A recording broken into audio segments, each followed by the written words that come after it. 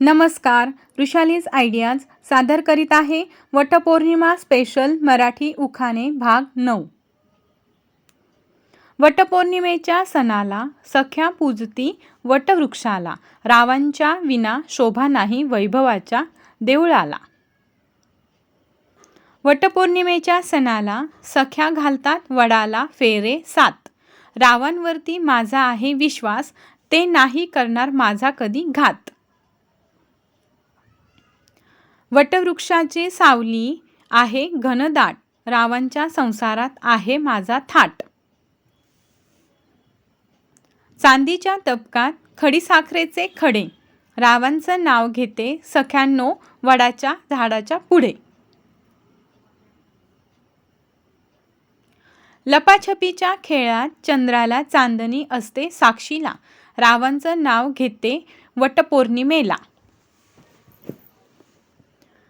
वटपौर्णिमेच्या रात्री आकाशात प्रकाशते पूर्ण चंद्रबिंब, रावांचे नाव घेण्यास लावत नाही विलंब।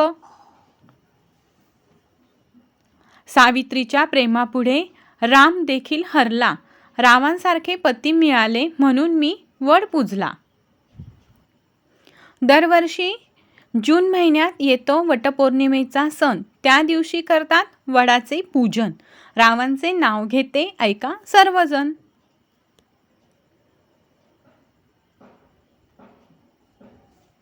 वटपौर्णिमेच्या सणाला वडाला करतात नमस्कार, रावांच्या सहवासात येऊन आनंदाचा झाला साक्षात्कार।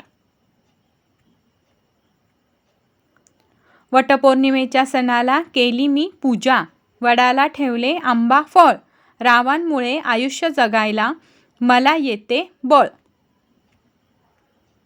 वटपौर्णिमेच्या सणाला पूजा करताना लावला मी दिवा, रावांचा सहवास वाटतो नेहमीच हवा। अंगणामध्ये लावले मी वडाचे झाड, त्याची पडली घनदाट सावली, रावांना जन्म दिला धन्य ती माऊली। वडाच्या झाडाची पूजा मनोभावे करते, रावांसाठी दीर्घायुष्य देवाकडे मागते। गंगेचे क्षेत्र श्री विश्वेश्वर काशी, रावांचं नाव घेते वटपौर्णिमेच्या दिवशी। नागपूरची संत्री जळगावची केळी, रावांचं नाव घेते वटपौर्णिमेच्या वेळी।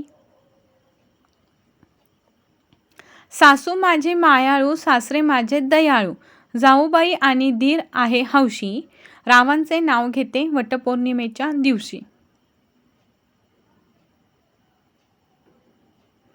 वडाची मनोभावे पूजा केली लुटले सौभाग्याचे वाण, रावांसाठी मागितले दीर्घायुष्याचे दान। व्हिडिओ आवडला तर पटकन लाईक करा, तुमच्या मित्रमैत्रिणींना शेअर करा व नवीन असाल तर सबस्क्राईब करा। सर्वांचे मनापासून धन्यवाद।